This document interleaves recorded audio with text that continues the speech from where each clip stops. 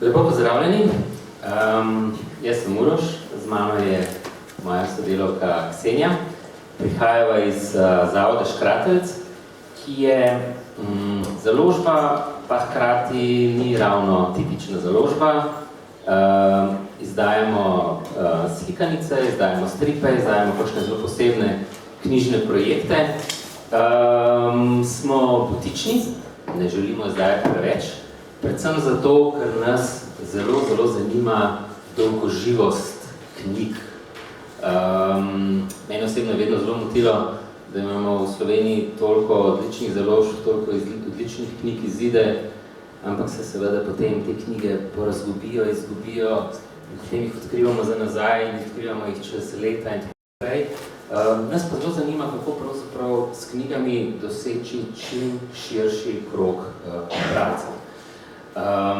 Zato pravzaprav smo vzpostavili nekakšen način delovanja, kjer poskušamo te cilje doseči na mal poseben način. Imamo določeno ciljno občinstvo, zlasti otroke, družine in mladino. To je naša osrednja ciljna publika. Iščemo seveda načine, kako z bralno kulturo pravzaprav povezati neka ostala področja našega delovanja, zlasti naravo.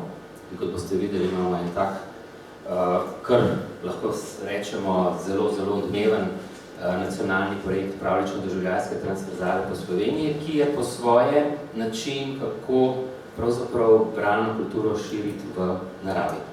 Kako se povezati z športom, kako se povezati tudi s kulturno dediščino, povsod pa je v izhodišču knjiga. Naše knjige, večina od njih, velika večina od njih, ima seveda tudi svoje nadaljevanje v glasbenih pravljicah. Delamo z glasbeniki, ki na nek poseben način, z različnimi zvočili, prihajajo z različnih okolij, pravzaprav te knjige oživijo in z njimi tudi nastopamo v knjižnicah, šolah, na različnih festivalih ali pa seveda tudi na Škratočevih dogodkih, na pravlično-doživljajskih transverzalih. Medtem ko naši stripi, kot bomo kasneje tudi videli, pa seveda v glavnem imajo svoje življenje v različnih razstavah, stripovskih tabel in pa seveda tudi v nekaterih zelo odmevnih gledaliških predstavah. Tukaj na nek način je zelo na kratko pokazano neki 4 različni modeli, kaj počnemo. Res nas v izhodišču zanima, kako danes odgovarjati na vprašanje bralne kulture, za katero vsi dobro veste, da pravzaprav v Sloveniji je v zadnjem obdobju v upadanju, zlasti kar zadeva bralno pismenost naših otrok. Veste, da že desetletje po raziskavi PISA upadamo. Tukaj seveda knjižničarji delate zelo pomembno delo, kaj bi bilo brez vas, raje sploh ne pomislim, ampak seveda dejstvo je, da smo v tem trenutku pod povprečjem OECD glede bralnih pismenosti naših osnovnošolcev. Vemo, da je zelo dobro, da se seveda daje poudarek družinskemu branju. Tukaj vam tudi napovedujem dogodke, ki jih delamo v povezavi s knjižnicama, dvema, Koprom in Novo Gorico, tudi v okviru Evropske prestolnice kulture, kjer bomo imeli nekaj zanimivih pogovorov na temo spodbujanja družinskega branja. Naši inovativni produkti pa so povezani z slikanicami, ki imajo vsi svoje doživetje v naravi. Gre za nek poseben način prezentacije naravne kulturne dediščine, prilagojeno seveda starostni skupini prva triada, predšolski, iz katerih pravzaprav povežemo zgodbe tistih obstoječih krajev, povežemo legende, povežemo njihovo naravno in kulturno identiteto, dodamo vedno tudi moment seveda ekološkega osveščanja in na nek način to zgodbo otroci, družine, šole, vrtci doživijo tudi v naravi. Stripi pa so naša posebna zgodba. Izdajamo serijo stripov velikih slovenskih epov v stripih. Tale Bobri, naš zadnji strip je zelo odmeven, vsi ga že imate. To so kar zelo zahtevni projekti. Peter Škerl in Tadej Golob sta to knjigo ustvarjala dobra 3 leta, ker seveda so produkcijsko zelo zahtevni. Ideja pa je, da seveda spodbudimo ne samo neko stripovsko ljubezen pri mladih bralcih, ampak da na nek način populariziramo te velike slovenske zgodbe. Bobri so prav gotovo ena izmed teh imenitnih slovenskih epov, ki si zasluži vso pozornost in je tudi še danes to odlična literatura. Tako, zdaj pa predajam besedo Kseni, pa bo... Vsak svoj. Ja, Torej, lepo pozdravljam še z moje strani.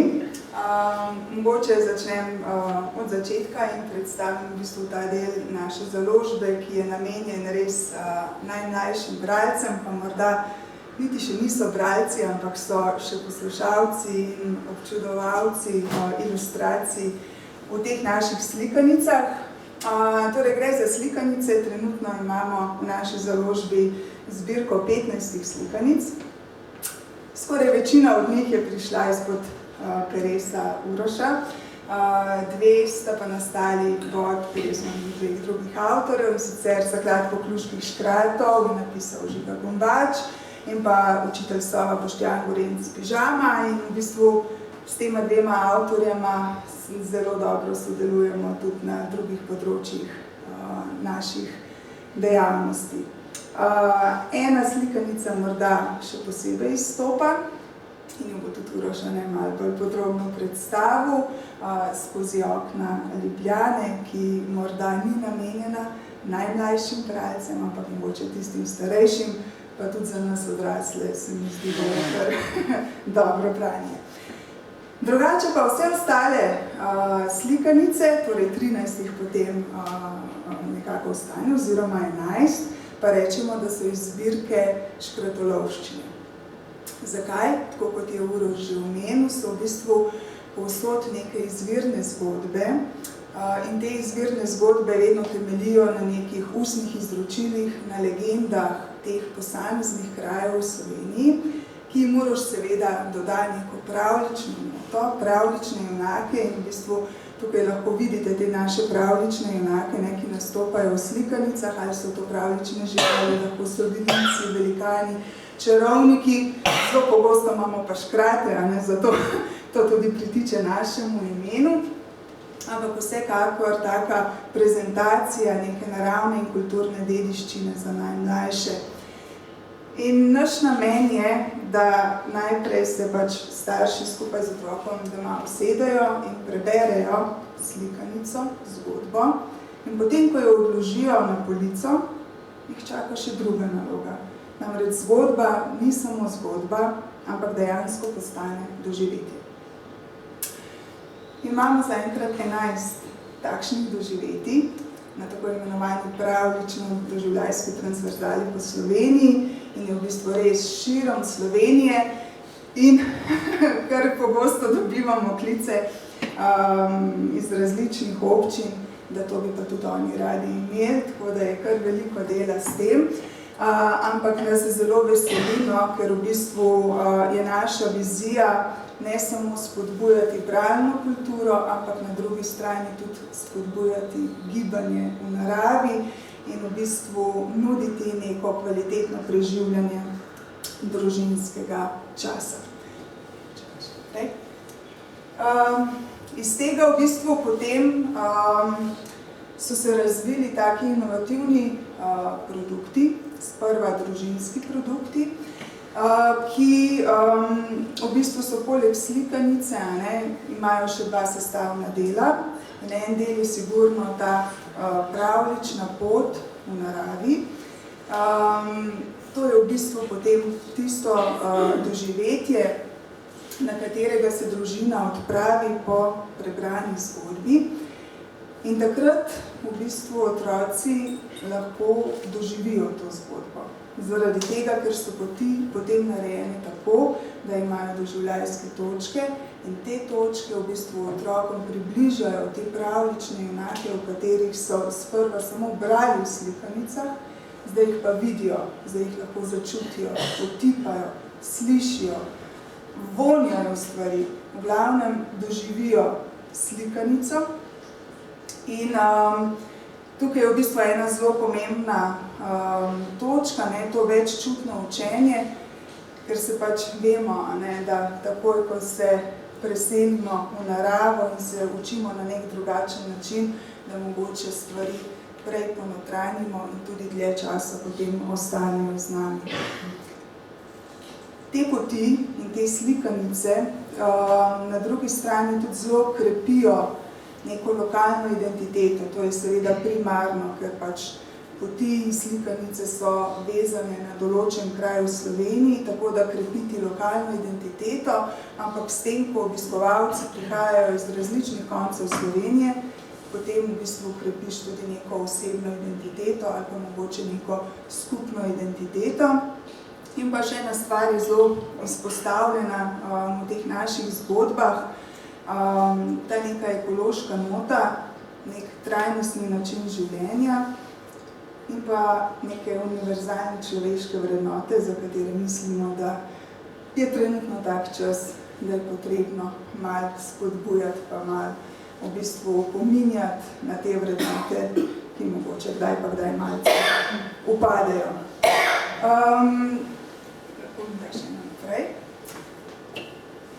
Ko se družina odpravi na pot, ne samo, da ima slikanico, v bistvu na sami poti imajo potem tudi misijo, torej neko nalogo, tako da tukaj pride potem še tretji sestavni del teh naših doživetij, to so pa interaktivne beležke. In s temi beležkami v bistvu imajo potem zbrane oni vse te vsebine, tudi za starše, razložene, poglobljene, izobraževalne vsebine in pa seveda nabor nekih zabavnih, raznolikih nalog. In na koncu, ko je misija rešena, je potem še nagrada. Uroš vam tam ne kaže, to so naši pravlični kompleti, katere v bistvu dobijo za neko celostno doživetje.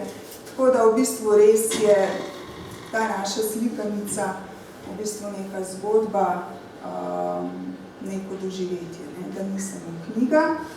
In na teh poteh nas obiskujejo tako družine, smo pa velik potencial zaradi samih učnih vsebin videli tudi za pedagoške programe, za predšolske in šolske skupine, tako da v bistvu vsako leto vedno več teh skupin prihaja na naše poti, ker se mi zdi, da tudi šole in vrtci vedno bolj stremijo k temu učenju izven šolskih učilnic, da je malce drugače, da nas pridejo obiskat v naše gozdne učilnice in se v bistvu učijo o naravi skupaj z naravo.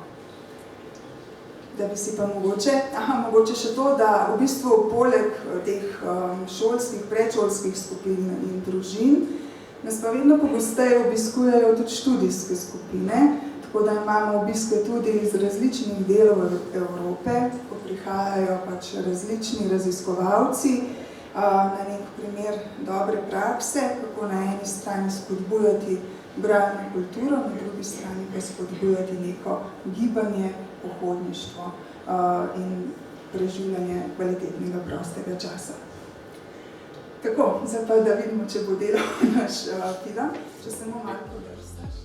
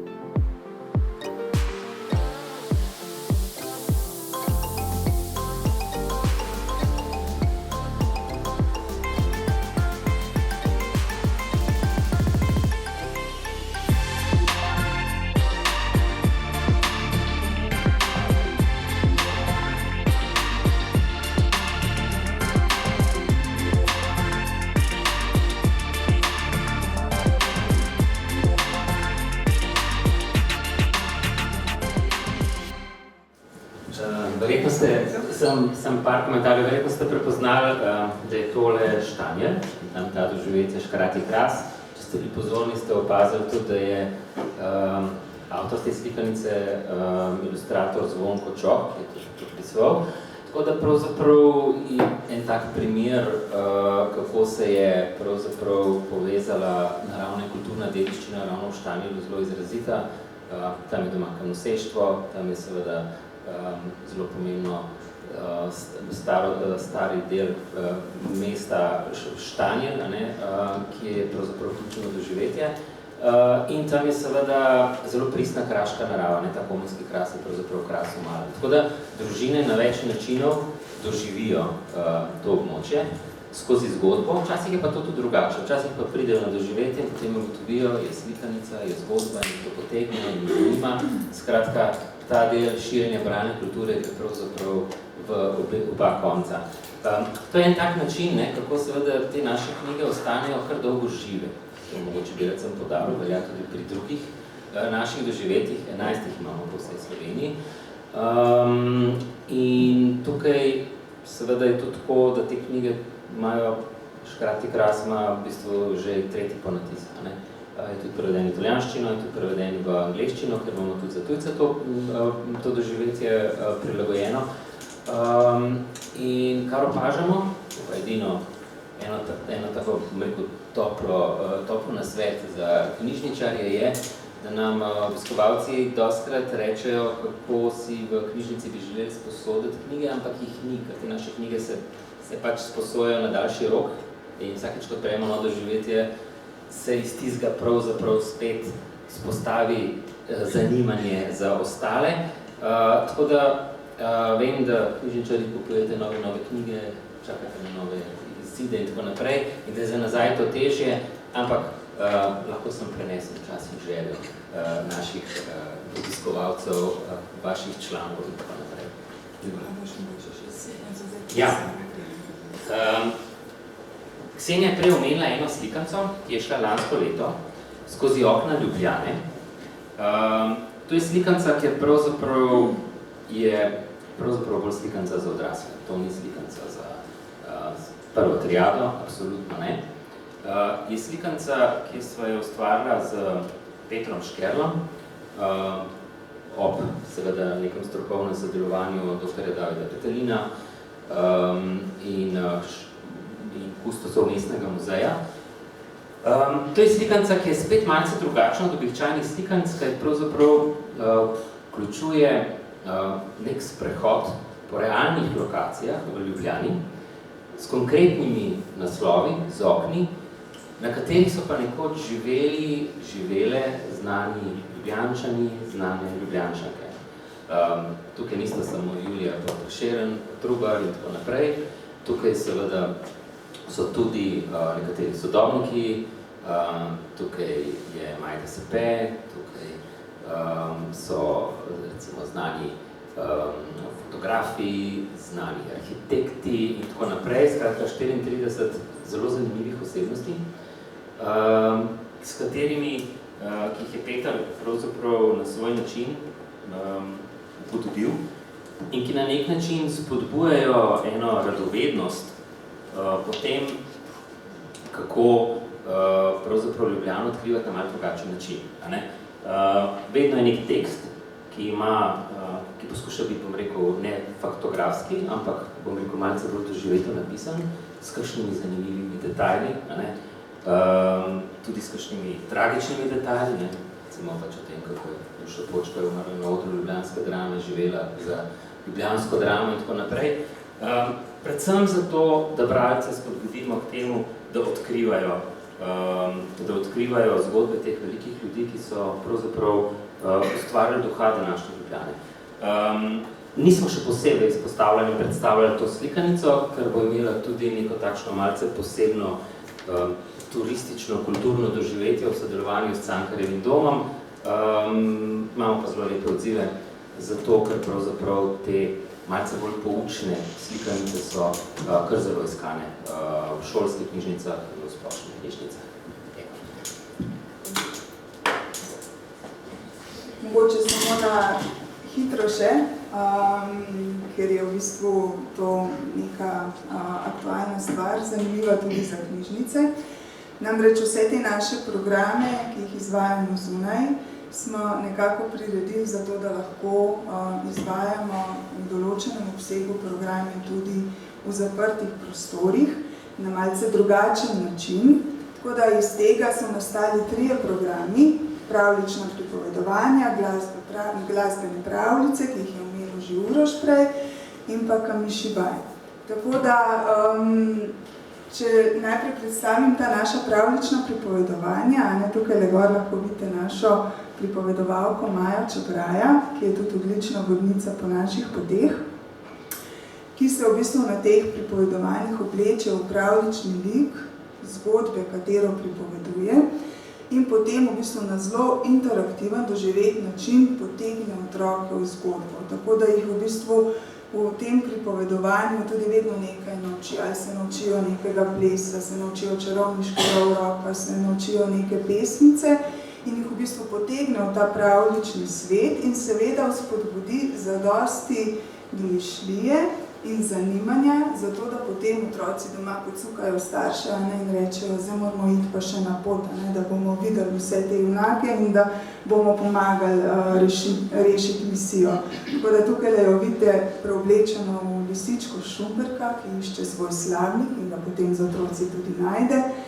Najbolj priljubljena skoraj, da je tale naša čarovnica Zmaja, ko jih popelje v čarovniško šolo Krško čara, se pa preobleče tudi v škratico Lilijo in grejo z njo potem v močvirski svet na Mali plac. Ena taka različica tega pravličnega pripovedovanja so potem Kamišibaji. Zaenkrat imamo Kamišibaj za tempelj Zmaja Lindtvrna in v bistvu pripovedovanju po teh slikah oziroma ilustracijah iz slikanice sledi neka ustvarjalna delavnica. Tako da ta 2 programa sta v bistvu zelo popularna pri šolskih knjižnicah, ko nas povabijo kot nagrado za upravljeno bralno značko, pa tudi na splošno v knjižnicah, ko je kakšna noč knjige ali pa v bistvu neki taki posebni dogodki, zna biti to ena taka super popestritev vašega dogajanja.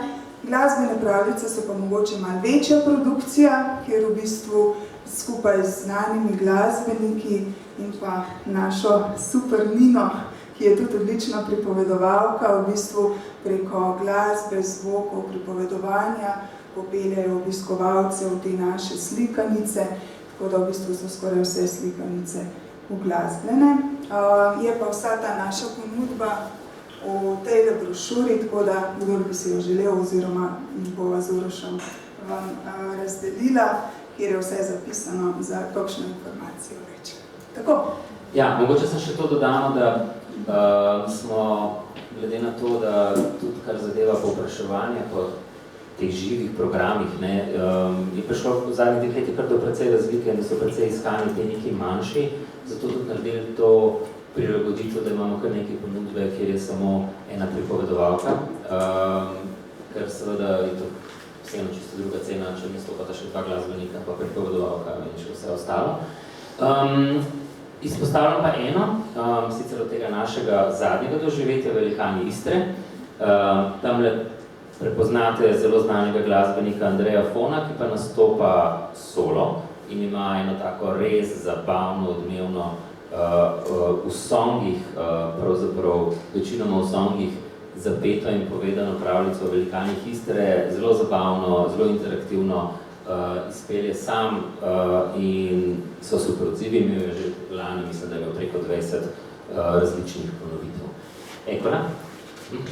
Ja, 5 minut, ok, zdaj smo prišli pa do naših stripov. Ne bom preveč o stripih govoril, ker so, bom rekel, ena taka naša zelo močna založniška uspešnica. Začeli smo s 3 cankarji v stripu v času obletnice.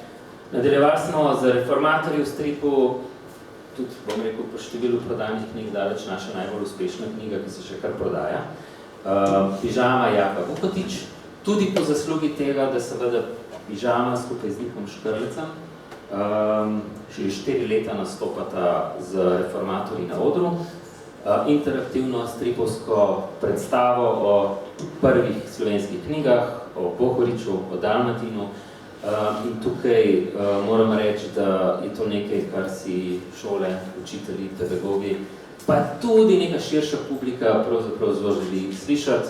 Preko 150 ponovitev, samo v januarju sta imela v Cankarjevem domu v bloku, mislim, 16 ponovitev. Tako da, če še niste videli, dajte si jo pogledati, pa to gledališka predstava in radi gledališko infrastrukturo. Zelo velika produkcija Pod svobodnim soncem.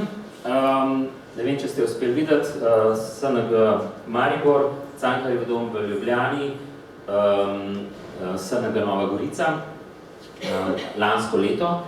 Imeli smo pač 3 različne premiere, plus Škratec, seveda ta najmanjši koproducent.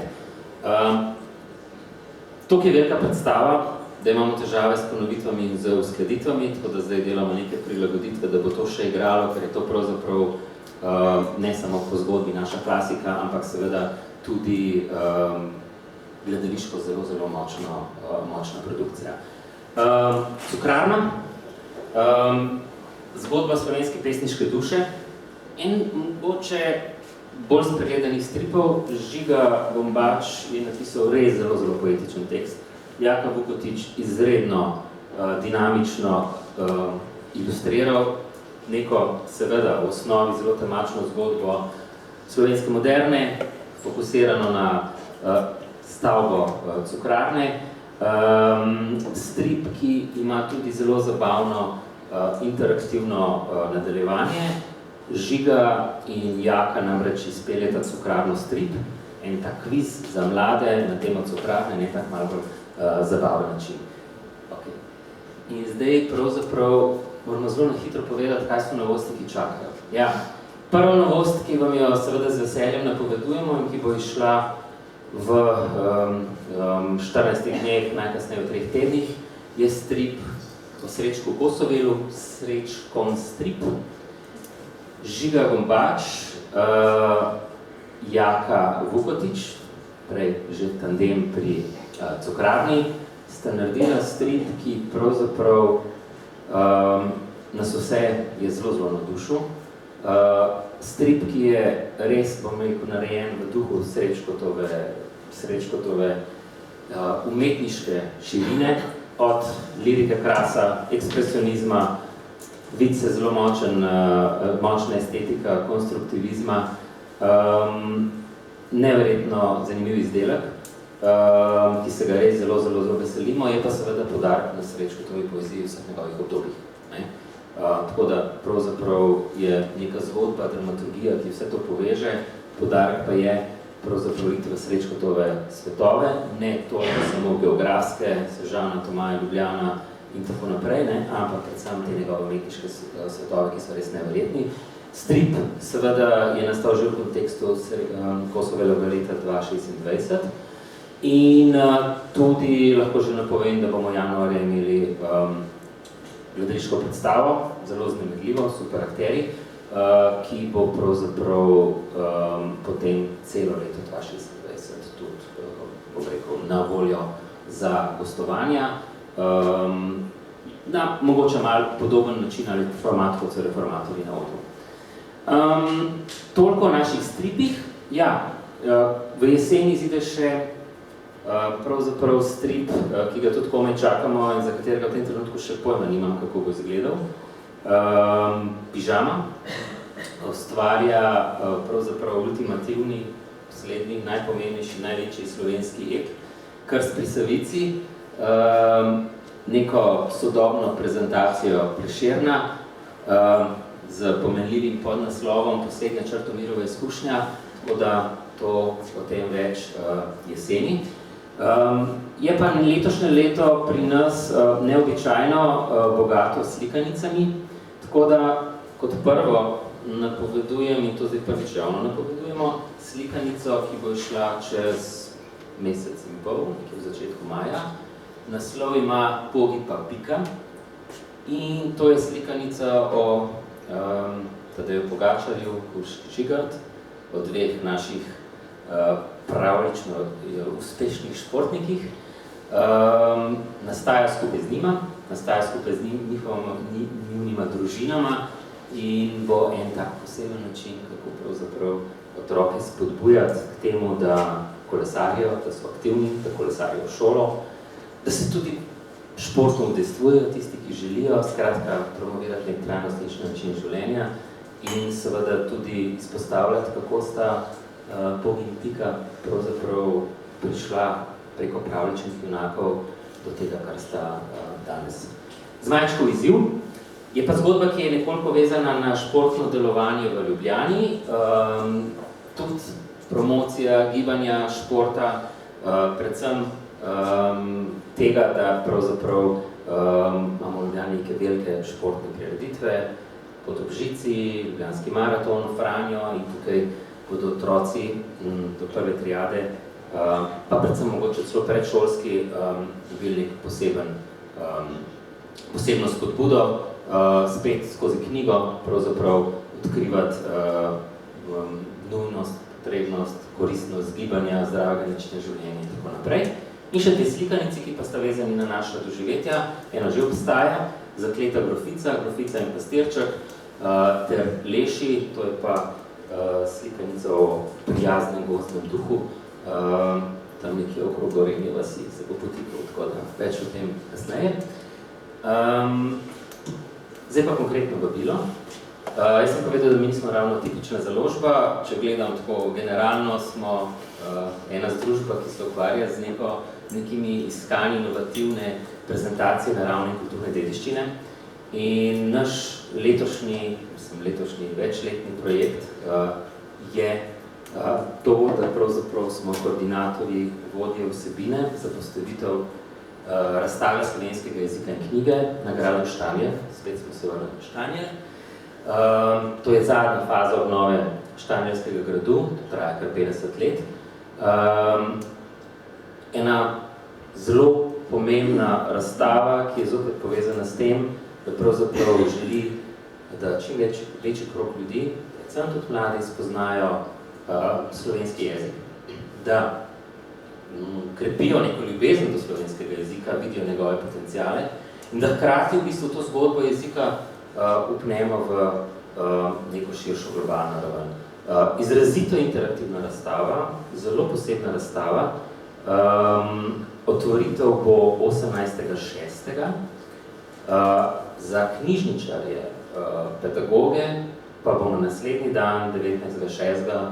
prosim, zapišite si vabilo, naredili celodnevno predstavitev, prezentacijo, da boste lahko v miru pogledali to našo pridobitev, ki ima vendarle pač seveda tudi pomemben nacionalni pomen. A to je bilo to, Ksenja? Hvala lepa.